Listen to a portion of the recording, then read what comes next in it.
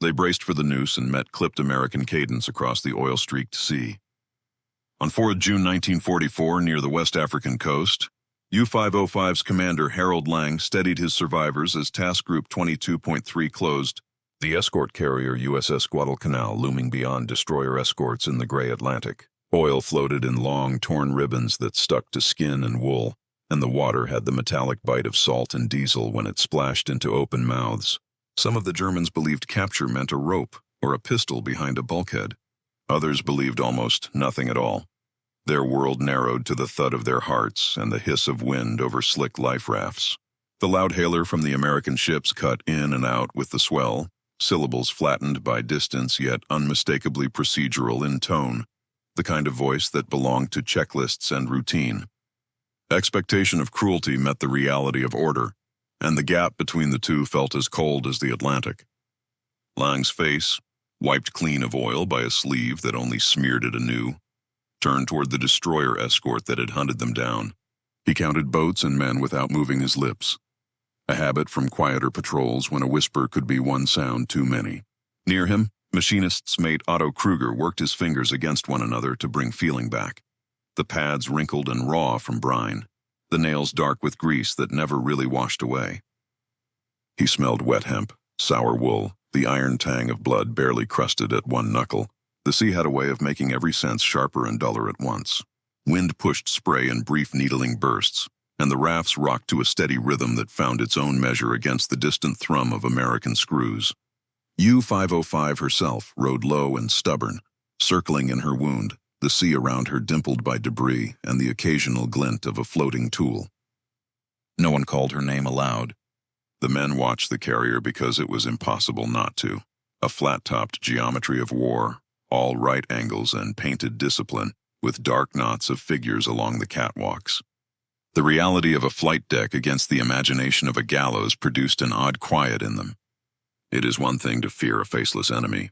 It is another to hear that enemy's orders arrive like roll call. The loud hailer came again, words firmer now, and though the Germans could not make out everything, they recognized cadence, the promise of sequence. Approach, recover, secure. They understood sequences. Survival in steel had always been a chain of sequences. A man coughed hard beside Kruger and spat seawater that sparkled oddly bright on the raft's rubber, like crushed mica. Another pressed his palms to his ears and then let them fall, as if the American voice were a pressure as physical as the wind. The sun tried to punch through broken cloud and failed, leaving the light a uniform pewter that flattened distances and made the carrier seem closer than it was. Salt scratched at every bend of fabric. Kruger thought of the machine spaces he knew by touch, the heat on exposed wrist bone when a valve was too slow to open, the rolling heartbeat of the diesels deep aft. And then he pushed the thought away, because those rooms no longer belonged to him. He saw rifles on the American decks and registered the controlled way they moved. Barrel lines steady, bodies held not loosely but not tightly either, neither swaggering nor trembling. Discipline is a smell as much as a sight, he decided, and here it smelled of clean canvas, paint, and the faint sweetness of galley drains carried downwind. Lang took in the spacing of the destroyer escorts and the angled cut of their wakes, the professional solution to a dangerous salvage.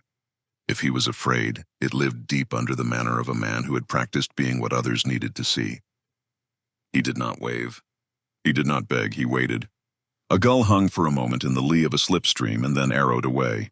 In its place, the American voice returned, briefer now, ending in a note that suggested execution of a plan rather than threat. The Germans looked at one another as if to confirm they all heard the same thing, and in that glance the first change occurred, not relief, but the loosening of an idea. The Atlantic pressed cold through raft floors into the soles of their feet until toes stung and then numbed, and a film of oil left a faint, sickly sweetness on their tongues that no amount of spitting could clear. The carrier's island stood like a dark, balanced block, its signal flags limp against their lines, and somewhere a bell sounded 3 strokes, the tone thin across wind and distance. The ordinary sounds of a working ship unsettled them more than any shouted oath would have. Procedure suggested patience. Patience suggested control. Control suggested the absence of rage. A few of the younger sailors looked down, not from shame, but to avoid inventing a future in the lines of the American faces staring back. Time stretched and then snapped forward in small increments each time a boat hook clacked against something or a line paid out with a hiss. Present tense intruded. This is how the world narrows, not with a gunshot, but with an instruction that moves you from one state to the next. The water felt colder where oil did not cover it, as if the slick were a poor blanket that nonetheless took a little edge off the bite. Someone's teeth chattered out of time with the raft's lift, a syncopation that drew a brief, irritated frown from Lang and then passed. He measured distance by sound, adjusting as the Americans adjusted, and the scene took on the calm of an equation everyone could solve if they did not panic. Breath steamed faintly from some mouths when the wind shifted, visible for a heartbeat against the gray. There were no promises in that visibility, only the confirmation that their bodies still warmed a small bubble of air. The expectation that men like them were not meant to survive capture receded by inches, not miles. In the measured space left behind, the carrier's machinery provided a new rhythm. A winch motor whined, a davit creaked, boots hammered in a brief run and then stopped together. A hand on Kruger's shoulder steadied him when the raft lurched. He did not look to see who it was because he needed his gaze out and up. The Americans had not fired on the rafts. They had not rammed the boat. They were doing something else entirely, something written down beforehand, repeated enough times to be muscle deep. That was the reality rising against the last echo of the noose, and it changed the taste in the men's mouths as surely as fresh water would have. A final gust carried a waft of warm, faintly metallic air from the direction of the carrier, the smell that rides off steam and paint and hot metal, and with it came a stronger sense that whatever happened next would be handled. He could feel the tack of the raft fabric under his forearm, gritty with salt crystals, and the sting along his wrist where oil had worked into a cut. The loudhailer barked one more compact order, the syllables cleanly chopped, and figures along the destroyer escort's rail moved like parts of a single machine. Cables dipped, a boat swung out, and a cluster of sailors leaned as one to lower it. The water slapped the hull with a hollow, regular sound, and then there was the sharper chop of an engine catching. The men on the rafts turned toward it together as if pulled by a line. The moment held, then broke into motion as the first whaleboat dropped toward the swell, and the American voices grew louder, not fiercer, just closer, carrying the next sequence forward. The whaleboat dropped and the engine's bite replaced the wind's thin hiss. Harold Lang steadied his men with little more than posture as the destroyer escort's crew bent to oars and throttle. The boat knifing through ribbons of oil toward the rafts that drifted off U-505's stern in the eastern Atlantic light of 4 June 1944. The submarine carved her slow, wounded circle, a stubborn imprint on the water that told onlookers the rudder had jammed. Wake lines overlapped in crescents that flashed pewter under a broken ceiling of cloud. Salt-stung eyes already rubbed raw, and the raft's rubber left a tacky pull on wet skin where diesel slick had not yet formed a film. Otto Kruger watched the whaleboat climb and drop on the swell and made himself count the rhythm, 1, 2, ease, because rhythm was the only thing that held a man together when nothing else would. A boat hook clanged against the raft's D-ring, bright metal on hard ring, and the contact ran up his arms through the fabric like a quick electric truth. Armed sailors stood along the rails of the American destroyer escort behind the boat, rifles at a careful ready that looked drilled rather than hungry, and beyond them the blocky silhouette of the escort carrier USS Guadalcanal, through a darker band on the surface, as if its shadow were a kind of order pressed into water. Voices reached the Germans now as words rather than mere sound. Not curses, but instructions. The cadence clipped, the tone dispassionate, the kind of speech that belongs to checklists. Men in the whaleboat leaned together and then apart, a practiced pendulum. One braced his boot against the thwart and extended an arm whose sleeve was stained with old paint and new spray. The hand open, palm forward, requesting compliance rather than demanding it. Lang nodded once and lifted his chin. The gesture gave a frame to fear. They went raft by raft. A sailor caught Kruger by the upper arm where oil made the skin slippery and hauled him over the gunwale in a controlled burst that slammed his hip into a plank, the shock turning pain dull at first and then hot. The smell in the whaleboat was a different compound of the same war, wet canvas, rope soaked to the core, a trace of warm machine oil from the engine casing, and the breath of men who had worked hard for hours and would keep working until the sequence ended. Someone pressed a life belt tighter around his chest, and the stiff webbing bit into the ribs in a reassuringly mechanical way. U-505 loomed and fell away as the boat's coxswain threaded the gap between steel and sea, the submarine's hull shedding water from fittings that winked and dulled with each wash. No one in the whaleboat let their gaze wander to the conning tower gap for long, because to stare at that open space was to imagine the wrong end of an accident. A second American boat shot past to retrieve another raft, spray blowing in a low, stinging sheet across faces and cheeks that were already numb. Lang came aboard last from his cluster, lifted by two sailors who took his weight without ceremony and made room where there was none. His cap vanished somewhere under a boot. He did not look for it. Across the chop, a third boat angled toward the circling submarine with a different kit. Coils of small line, a canvas roll with the squared-off look of tools, and a young officer crouched low whose eyes kept flicking from the hull to his men and back. Again. Lieutenant G. Albert. L. David spoke quietly to the man on the tiller and tapped a knuckle against the canvas, roll as if confirming a sequence neither of them would say aloud in front of the Germans. The destroyer escort behind them nursed her engines to hold station, the screws sending a continuous thrumming through the water that made the floorboards chatter faintly under soaked boots.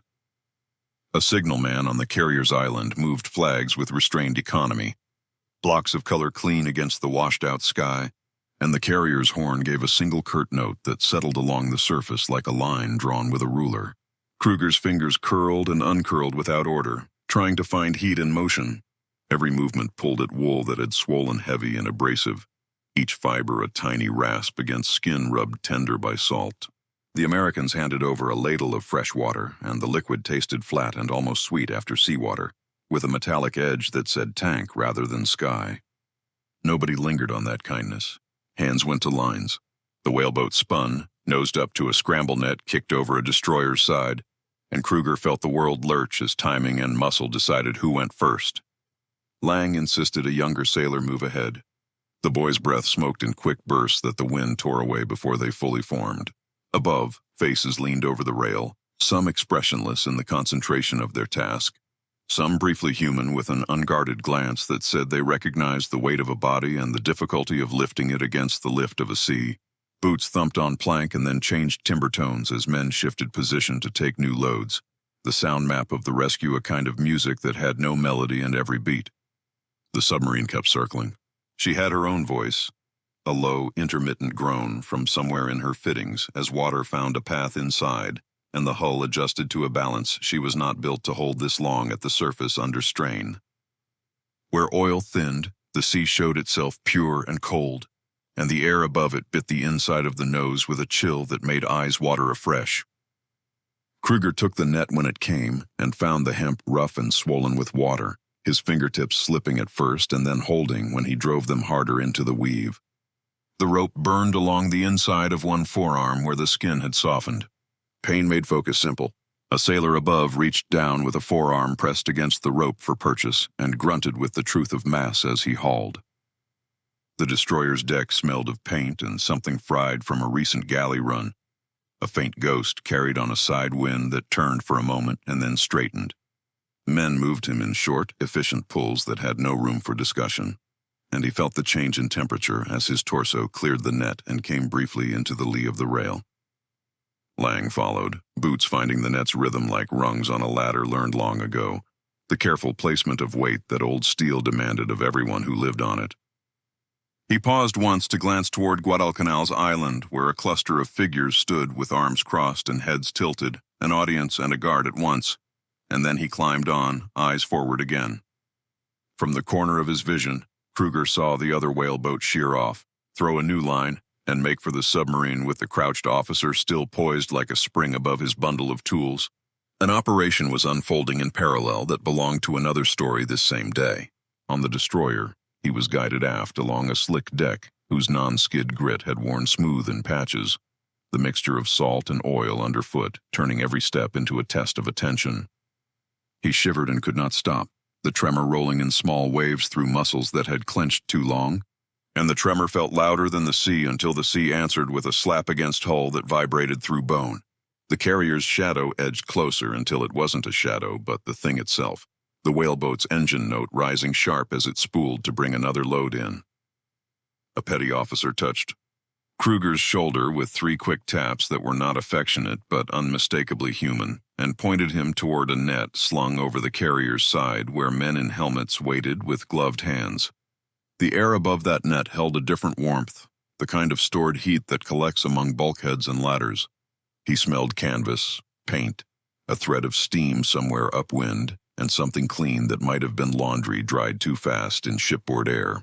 Rifles along the catwalk held their angle. Procedures kept their pace. He put a foot on the net and a hand followed, and the men above leaned as one to take his weight into their sequence, carrying him toward a deck where corpsmen and blankets waited just out of sight. The net steadied under cold hands as warmth and order gathered at the rail. On the flight deck of the escort carrier USS Guadalcanal in the eastern Atlantic on 4th June 1944, Harold Lang and machinist's mate Otto Kruger came over the side one after the other, blinking at a different light and listening to a different rhythm of commands. The first sensation was heat where there had been none. Not sunlight, but the stored breath of the ship, a dry, mechanical warmth that crept through soaked wool as gloved hands moved them inward with a calm that left no space for argument. A corpsman slipped a blanket tight across Kruger's shoulders and the wool rasped at salt raw skin. The friction hurt and comforted at once. Someone pushed a tin mug into his hands and it burned his palms enough to make him shift his grip. And the steam that rose carried the smell of coffee that was more bitter than anything he remembered and entirely welcome. The first swallow scalded his tongue and then nested heat behind the sternum until his jaw unclenched without consent. Nearby, men coughed up seawater that hit the deck in short, ugly splashes, and each cough seemed to mark a boundary crossed, from water to steel, from fear without pattern to procedure with steps. Lang stood with his blanket squared around him and watched, noting how the Americans spoke to one another in clipped phrases that rarely needed repeating, how rifles at the catwalk held their steady angle but did not wander, how a petty officer's pencil ticked down a list that did not include threats. Oil left black crescents on everything they touched, and a sailor appeared with a rag and a bucket that smelled faintly of disinfectant to wipe it away before it spread. Even the cleaning had a sequence. Cigarettes went hand to hand without ceremony, flame cupped against wind, and the first draw made lightheadedness pass through some of the men like a small tide. Kruger felt smoke sit behind his eyes and then lift the fog with a rough kindness he did not expect from an enemy. The carrier's public address crackled, a click, a breath, and a voice that lived somewhere between announcement and warning, and the words rolled over the deck with the same authority as the muted thrum underfoot from the machinery below. It sounded like a city contained in steel. Stretcher cases moved past where deck space allowed, boots keeping a respectful cadence that was neither slow nor hurried, and the air carried a mixed scent of paint, canvas, machine oil, and the unmistakable kitchen promise of something hot and simple that would arrive if one waited in the right line. A young sailor offered Kruger dry socks as if they were a weapon against the cold, and when he pulled them on, the cloth felt almost coarse enough to scrape skin. But the latent heat of the ship took hold through the fabric and worked upward until his calves prickled. Lang answered a brief set of questions with monosyllables that acknowledged identity without offering more, and the petty officer nodded, unimpressed by rank or silence. The form mattered more than the man. A breeze found the deck and turned the steam column from Kruger's cup sideways, and with it came a ghost of fried onions from somewhere below that made his empty stomach twist in an old civilian way. On the edge of his hearing lived the sea, a lower, endless wash that had ruled every moment until minutes ago, and he realized it had fallen to a background where the ship's noises, winch motors, distant footfalls, the click of a signal lamp that he could not actually hear but imagined in the silence between orders, now set the measure. Shirts and trousers that had been soaked heavy came away under the blankets, with the sticky reluctance of fabric that had married itself to skin. A corpsman worked a torn sleeve over a swollen knuckle with a patience that did not change when the man flinched. Kruger held the edge of his mug with fingertips that tingled as blood returned, and each heartbeat seemed to land as a physical tap against the metal. He looked up once and saw, far across the deck, a group of Americans passing a canvas-wrapped bundle to a messenger who ran it under the island and out of sight. The act was invisible in meaning but visible in urgency. The cigarettes burned fast in wind that made embers glow brighter before they dulled, and the smoke added a dry sweetness to air that had been wet and iron for hours. Some of the Germans stood very straight, as if posture could hold together the part of a man that fear tried to unspool. Others trembled in small, involuntary bursts that the blankets could not immediately quiet, the tremors as much memory as cold. Lang's gaze tracked the line to the medical table and then outward to the destroyer escort where whaleboats still shuttled, their engines crisp against the broader hum of the carrier, and he understood that parallel actions continued beyond what he could see on this deck. Other men, in other places, with other lists. A petty officer moved along the line and tightened blankets with 2 sure tugs, the gesture practical and oddly considerate, and when Kruger's turn came, the fabric pulled snug across the sternum and set the heat of the coffee more deeply in place. The deck's non-skid surface rasped under bare soles when men changed socks, and its gritty bite felt like an anchor to this new reality, each step a small confirmation that steel held. The sun fought a losing fight with cloud and left the light flat but serviceable, the sort of light that made work easy to measure and mistakes hard to hide. There was no triumph in the air, only competence. Here is the contrast, he thought without words. They expected cruelty and received process. The thought did not absolve or accuse. It simply existed and took up space where fear had been. A bell sounded somewhere forward. 3 hard strokes, and it found their bones with the same certainty as the first swallow of heat had found their chests. The men breathed differently after that, not deeper, just less shallow, as if each lung had been given permission to expand to its design. A runner passed with a clipboard close to his body, and the sound of his footfalls changed as he crossed a threshold into a corridor, the echo blooming and then closing like a door. From the edge of the deck, a view opened to the sea where U-505 still turned, a dark comma on a page that had not finished its sentence. Smaller shapes moved toward her with purpose, and the sight threaded the deck's quiet with a line of tension that belonged to another part of the same story. The coffee cooled in mugs until the heat no longer surprised the hands that held them, and the blankets shifted from shock remedy to ordinary clothing, the scratch of wool turning from pain into texture. What came next would be more lists, names, temperatures, dressings, rations, guard posts, watches set and relieved. And out there, men were already entering compartments that smelled of stale air and oil to stop charges and dog hatches against the sea. The day did not end. It simply changed its tasks, and the carrier's measured life reached outward to draw the rest of the operation into its sequence as the voices on deck thinned and the routine resumed. Coffee cooled in their hands as the ship's routine reclaimed the deck. On Guadalcanal's flight deck in the eastern Atlantic, June 1944, Harold Lang and Otto Kruger stood under blankets while orders routed men and tools toward U-505. The first wave of heat that had surprised them settled into the background hum of a working carrier, and with it came the quiet tyranny of lists, names checked, wounds cleaned, clothing traded, watches posted, tow lines readied.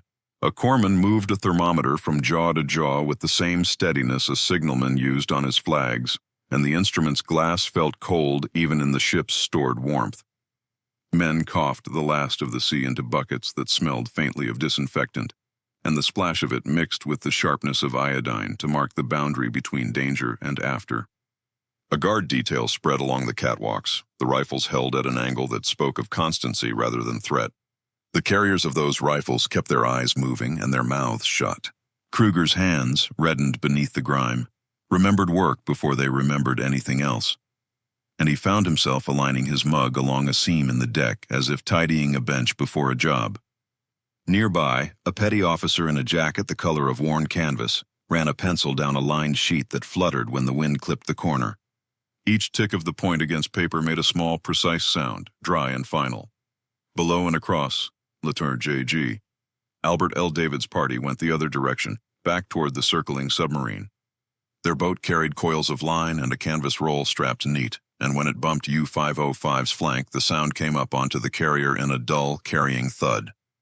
Men disappeared through a hatch and were swallowed by a smell that the sea could not entirely erase. Stale air, hot oil, battery acid, and the thin sweetness of the food that clung to steel long after a galley went cold. Their footfalls turned from slap to drum to a muffled throb as the submarine's skin became corridor and then compartment under them. They moved toward charges with hands that worked by rehearsal, not memory, and when a fuse came out or a valve closed, the minutes gained felt like weight added back to a listing balance. On Guadalcanal, the recovery of those minutes translated into motion. A winch motor began its measured whine, A tow wire sang a high, vibrating line that set teeth on edge even at a distance. Men leaned their shoulders into blocks and tackled and took satisfaction in the simple fact of force, multiplied by the right geometry. The air wing rotated through a drill that shaved itself to fit the situation, engines coughing to life and falling silent again in a discipline that refused to compete with the salvage.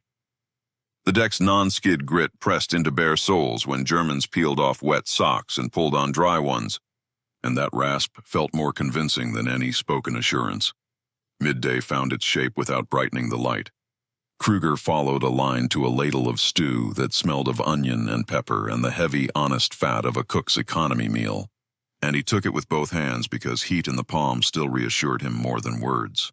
The spoon tasted faintly metallic, and the broth raised steam that fogged a patch on his cheek. He did not care that the meat was unidentifiable, only that it was warm and soft and could be swallowed without bargaining with his stomach. Across from him, a sailor made a gesture with his fingers to ask if the blanket fit, and then, seeing the blank look, repeated the gesture slower. Between them, language found the lanes that work always opens. Here, this way, wait, now. Lang ate standing, as if a chair would have been a confession, and his face gave away nothing until a mouthful too hot made him swallow with a pause that put the first wet glint at the corner of an eye. He took a breath, let it settle, and began again. The ship's public address clicked and delivered a few flat sentences meant for crew alone. The tone floated above meaning for the prisoners, but the cadence told them the day had not changed its mind. Elsewhere on the deck, blankets were swapped for dry dungarees where sizes matched, implausible pairings pinned in place with belts and loaned cord. The fabric scratched differently than wool, lighter and less loyal to the body, but it freed the shoulders. A corpsman dabbed tincture on a cut that looked too clean for a sea wound. A bright-edged slice earned from a careless brush against a piece of carrier hardware, and the sting reached bone with a truth that belonged to the present, not the patrol behind them.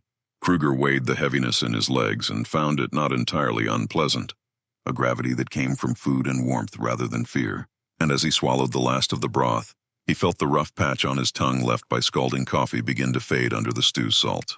The carrier rolled and recovered with the patience of a broad-backed animal, her movement slower and more trustworthy than the submarine's urgent heave.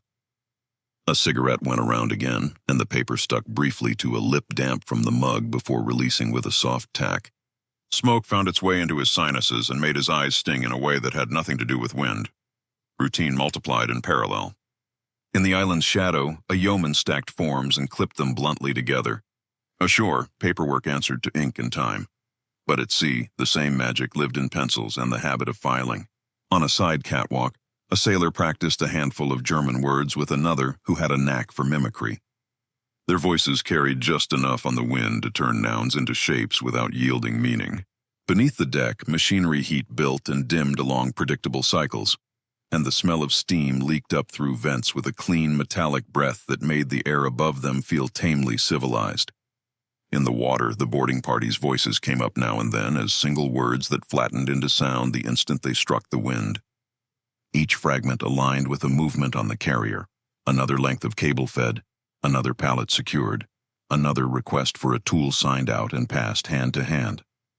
The operation felt like two hands solving one problem from different directions. The prisoners learned the geography that mattered, the ladder that led to chow, the corner where a guard preferred men to wait 2 deep rather than 3, the spigot that tasted faintly of pipe rather than tank, the line on deck beyond which they were not to step. They learned, too, the small courtesies that professionals extend even across an ocean of policy. A tap to shift left so a stretcher could pass, a warning palm held flat when a plane dolly threatened a heel, a nod returned when a mug came back clean. The guard's eyes flicked to radios and signal lamps, with a regularity that hinted at concerns the prisoners could feel, but not name. Canvas-wrapped bundles came from the direction of the destroyer escort and disappeared below with a speed that made them look lighter than they were. A messenger trotted beside one bundle with a posture that denied curiosity and betrayed urgency. Somewhere below, the air turned abruptly cooler, where compartments met a trunk of fresh breeze, and men paused there a moment longer than strictly necessary, because air that smelled of paint and the faint quarry tang of steel felt like a moral in a story they were still watching unfold. Afternoon thinned. The sea's color darkened from pewter toward slate, and the carrier's wake chalked itself wide and straight. A bell marked the hour, and with it came a new set of voices reading numbers and conditions that meant something to the ship and nothing to the men who had come aboard expecting to die. Lang kept his observation to himself, that the absence of triumph on this deck felt as decisive as any victory speech. The wind shifted cooler and the blankets reacquired their purpose, scratch reassuring against skin that had finally stopped screaming its complaints at every touch. The boarding party returned in rotation, faces smutted with oil that glistened in seams of skin, and their boots left small, blackened half-moons where the deck's grit had trapped what the sea could not strip. They passed word in sentences too concise to decode, and officers bent their heads together without raising their voices, as if secrecy could be manufactured out of tone as much as out of distance. Day moved forward one practiced step at a time. With it moved crates that vanished under the island, logs that filled with even strokes of pencil, and a quiet, gathering sense that this rescue belonged to more than the men warming their hands on cooling mugs. The next thing would not be noise but instruction, and when it came, it would change the direction of the ship without changing its speed. The next instruction arrived as quietly as the coffee had cooled. On USS Guadalcanal in June 1944, Harold Lang and Otto Kruger watched sealed bundles pass below the island while officers conferred in low voices about a capture that now touched the timetable for landings only days away. The deck had lost the adrenaline brightness of rescue and settled into a measured stillness in which the ordinary sounds grew distinct again. The pencil tap as a yeoman numbered a list, the dry rasp of a blanket refolded, the faint, even breathing of exhausted men allowed to stand without being hurried anywhere they did not already need to be. A messenger trotted past with canvas-covered weight hugged to his ribs. When he turned into the lee of a bulkhead, the smell of the thing he carried rose briefly through the cloth. Paper, ink, leather, a dark odor that had lived in stale compartments and now found air. He vanished into a companionway and the ship took the scent back into itself, burying it in paint and steam and the salt-cured breath of steel. It looked like kindness on the flight deck, and in many ways it was. Mugs were refilled, gauze was changed, blankets were cinched by practiced hands that did not waste motion. But beneath that surface, a second sequence ran with a different pulse, and every man who knew the feel of a well-drilled machine could sense it. Here is the tension, present tense and unadorned. The law said food, shelter, medical care, identification. The strategy said silence, concealment, time. Kruger understood only what could be sensed. He felt the ship warm at his back through the blanket, the heat steady and impersonal, and tasted a tiny residue of iodine near a cut that a corpsman had cleaned with the efficiency of someone who slept close to his kit. He heard a typewriter somewhere below deck, metal bars striking a ribbon with an authority that carried up ladders and along passageways until each letter landed as a physical click under his skin. That sound said decisions were being turned into orders, and orders into routes. A sailor with a clipboard took from Lang the barest confirmation of rank and name and moved on. The pencil left a dull gray line that looked frictionless and final. When the boarding party returned again, faces lined with oil that no handkerchief could lift cleanly in one pass, Karu, GJG. Albert L. David nodded once to someone beneath the island, and the nod traveled like a switch thrown. Men peeled away to secure a tow. Others shepherded the prisoners toward a space where the wind did not cut so directly. Still others took custody of wrapped items that went inward and downward, past doors watched by sentries who looked as if they had trained to look exactly that way. Tow began, not with drama, but with a change in tone. The wire sang at a pitch that sat in the teeth more than in the ear. The ship adjusted her gait to match the load, and the sea answered with a different weight against the hull. Afternoon sagged into a gray that made the horizon less a line than a negotiation, and in that flattening light the carrier's deck crews continued to move with patience that refused spectacle. The prisoners learned the new rule set, a line they could not cross, a gesture that meant wait, a palm that meant follow, and in that learning they felt, almost like the warmth through the blanket, the presence of another rule set layered over the first. Names were not shouted to the sky. No calls went out that would have carried across the Atlantic by echo or rumor. In the space of a breath, the idea of disappearance took on a peculiar clarity, not a vanishing into cruelty, but a deliberate withholding of noise. The air smelled of rope wet to the core and of hot metal cooled by wind. The smell of cooking hovered and thinned and returned as the breeze hunted along the deck and into the shadows under the island. A bell marked time again, and with it a change of watch that brought new eyes to the same steady angles of rifles. Nothing in their posture suggested haste. Night took the light out of the steel and left it black and precise. On the catwalk, a guard's jacket snapped once in a gust and settled. On the flight deck, a lantern's shielded glow named a small circle of space and nothing beyond it. The prisoners were moved below to a compartment that held air a few degrees warmer than the deck. The change carried with it a smell of canvas, soap, and the mild, clean damp of laundry hung in crowded air. A petty officer spoke a string of English that they did not catch, then pointed to bunks in an order that made sense even without language. Kruger set a hand to the frame and felt a vibration he took for the toe's steady pull. The metal under his palm had a salt grit that clung to the skin and transferred to the blanket when he lay back down. Around him, men breathed with the regulation of exhaustion that finally accepts what cannot be fought. Somewhere a valve chattered briefly and closed, the sound like a metal insect flicking its wings and then dying. From the corridor came the quiet of a post where two men stood without talking. The silence had a shape he recognized from engine rooms between drills. Not emptiness, but attention turned inward. At dawn, light arrived without color. The carrier and her charge kept their argument with the sea and won it by durability rather than aggression. Later, hours blurred beneath the discipline of routine. The prisoners would disembark at a place where limestone glare bit the eye and cedar scent threaded through diesel, where a guarded quay made its own hush with posted signs and measured footfalls. The name would reach them soon enough: Bermuda. The naval operating base had fences that were not yet permanent, and watch huts set where habit would soon make them appear inevitable. There the bundles that had gone below on Guadalcanal went below again, past doors that latched with a hollow note that carried through boards and into the chest. The prisoners were led between lines of sailors whose eyes looked past rather than into faces, and this too felt like a rule learned long before this day. Food came on a schedule, medical checks on another, and checks of checks on a third. What did not come were letters in or out, or the slow mercy of a name posted to any list that left the island. Humane treatment could live in the same room as silence. That was the day's final fact. The move inland began like everything else had begun, with a clipboard, a nod, a set of numbers read once and not repeated. A hatchway shade gave way to sun that hammered on rails and made air shimmer above the pier, and then to the dimmer space of a ship's hold where the smell of old wood and canvas swallowed scent until everything became the ship itself. Train later, with windows that reflected faces better than they revealed landscapes, and pine at the edge of vision where the track cut through woods. If they learned the name of the camp then, it came as a rumor in the rhythm of wheels on joints, syllables spread thin and reassembled by guesswork. Ruston. The law and the plan met in the same carriage. Blankets were still issued, meals still arrived warm, the Red Cross did not. Lange preserved his officers' quiet through these changes, but the quiet altered just enough that Kruger could hear the difference in the way the man exhaled after counting heads.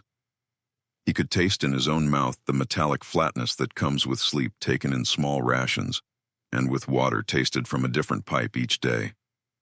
The Americans kept their tone on the side of procedure, neither friendly nor punishing, and the repetition of it changed the texture of fear into something a man could carry without spilling. He held the rail when the train leaned and felt the human heat of hands that had held it before him. The metal wore the print of 1,000 small survivals. Night closed again, first at sea, then at a quay, then in a coach whose lamps buzzed with the faintest high note. The sequence continued, and with it the idea that this day would return to them years later, with a clarity sharper than any patrol.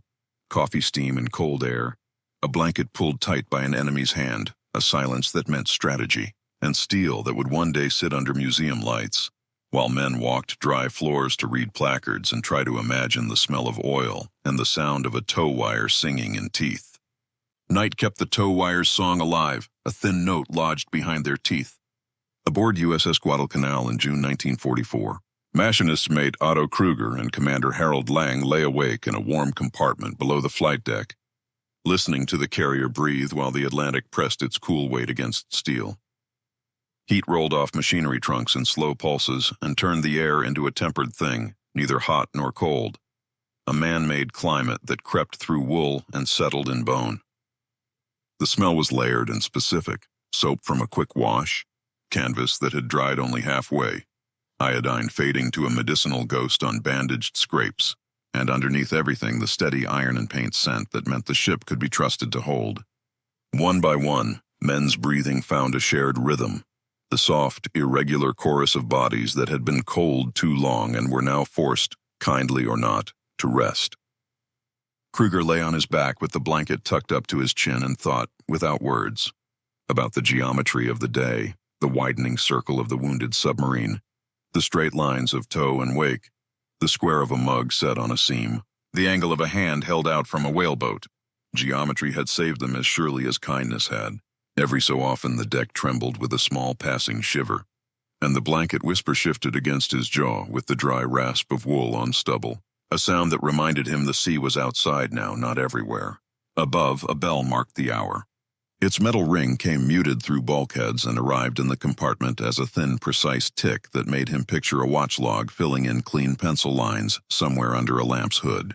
Lang kept his eyes half-lidded and counted men the way a captain counts even in sleep, by the slow measure of responsibility. He did not pray, he measured, and the measuring calmed him. He could taste the flatness of ship's water at the back of his tongue, tinged with the faint metallic edge that says the pipe has done its work. He did not know what would be asked of him in the morning beyond standing where he was told and answering to his name, and he accepted that because procedure, even an enemy's procedure, makes a space a man can stand in. When the compartment's hatch eased on its hinges, the change in air announced it before the footfalls did. An American sailor stepped just far enough inside to look along the racks and check the shapes under blankets. Kruger watched without moving as the man paused by a bunk where a younger prisoner had rolled himself into too tight a coil and shaken his cover loose. The sailor lifted the edge, gave it 2 quick, practiced shakes to draw warmth into the fold, and laid it back over with a small pat that had no flourish in it. He adjusted nothing else. The gesture felt like a punctuation mark that belonged to no sentence either of them had written. The hatch swung back and the corridor's cooler breath took its place again, faintly edged by the tang of oil from some valve that had wept a little under strain. Lang heard the click of a pen against a board as the sailor signed a line just outside, and then the soft scuff of a heel turning, and he imagined the man's next motions as clearly as if he had known him for years. A lamp hooded against the corridor's dim, a watch section relieved by the clock and not by emotion, a cup that would sit where it always sat on a shelf worn smooth by the same contact 100 times a week. The predictability of it steadied him in a way he had not expected an hour earlier when the deck was still a novelty under his feet. Above, wind pressed along the carrier's flanks and sang in narrow places. The note lived too high for hearing, but its pressure showed itself in the way thin things, tags, loose threads, lifted and fell. The ship's heart, buried under decks and discipline, answered each gust with a patient, mechanical counter-argument.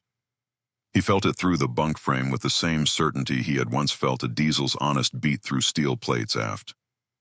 Then morning without sun, because not all dawns are bright. The compartment warmed by degrees as bodies woke to the same instructions in 2 languages. Up, food, assemble. The air turned briefly sweet where steam from a vat of something simple, porridge or a cook's version of it, drifted through and then away down the passage. Tin against tin made a furtive music, spoons ringing bowls in soft, irregular clinks, and the first mouthful sent a line of heat down Kruger's throat that sat comfortably alongside the coffee's earlier scorch, tempering it. Around him, men folded blankets because a petty officer had shown them once and the angle of his hand had made it clear the job would be inspected. The act of folding felt more serious than it should have, a rehearsal for behaving within a system they did not control. Lang answered his name, answered his rank, and put his thumb where a yeoman pointed without asking what the mark would become. A breeze came through a companionway carrying a thread of sea that cooled sweat at the base of the neck and left salt in the shallow creases of skin. At intervals, canvas-wrapped parcels still moved as if the ship had developed its own internal tide. They passed and disappeared, and the men understood that their presence on this deck was only the visible part of a larger decision. Bermuda arrived as brightness rather than celebration. The limestone glare bit the eyes and turned shadows hard under boots, and cedar rode the air in dry, resinous notes that cut strangely through diesel. The island's key had the sound that guarded places make. Radios low, footsteps measured, gates that latched with a wooden thud and then a second metallic click. The men walked between lines of sailors who looked past them to some fixed point straight ahead and did not deviate. Heat rose off stone and soaked upward through soles, but the breeze kept the face cool. The body learned the island the way it had learned the ship, by temperatures and textures first, by names second. Shelter held them in a hush that came less from softness than from purpose. Food arrived, medical checks arrived, and then a different order arrived that translated into absence. No letters in, none out, not yet. Humane and silent could sit in the same room. They did. The day folded itself neatly and then loaded them again, this time into hold, and then into a coach where windows reflected prisoners' faces more clearly than they revealed anything about outside. The train's rhythm turned thought into a pendulum that ran between 2 points, the fact of being alive and the fact of being nowhere a map would admit, years later, because memory is allowed to smooth hard edges without erasing them. The submarine would stand under museum lights. Air would be 50-something degrees and dry in a controlled way that always feels faintly like a hospital. The smell of oil would survive in seams and old paint, quieter but still stubborn, and footsteps would lay a small, constant echo along a floor that pretended to be steel. People would lower their voices without knowing why, and the hush would feel like respect because the human eye always turns quiet into virtue in rooms like that. Children would put their palms to the hull and feel only cool metal and a faint grit where a surface had not been polished in a while. No one would taste oil on the tongue. No one would hear a tow wire sing behind their teeth. They would read a placard and receive a date and a distance and a set of unit names, and if they were lucky they would imagine for a second. Steam from a cup filigreeing cold air on a flight deck while a blanket got settled by a hand that had not slept enough. Kruger would remember that hand more clearly than any face that day. Lang would remember the pencil's dry scratch and the bell's muted strike and the way a ship's warmth decided a man's fate without raising its voice. The war would continue in their memories as sequences rather than scenes, because sequence had saved them. Even now, the thought moves quietly. Mercy can be ordinary and still change a life. The sea remained outside. The steel still held. Somewhere a bell struck the hour with a clean, contained ring, and the sound traveled farther in them than it did in the air,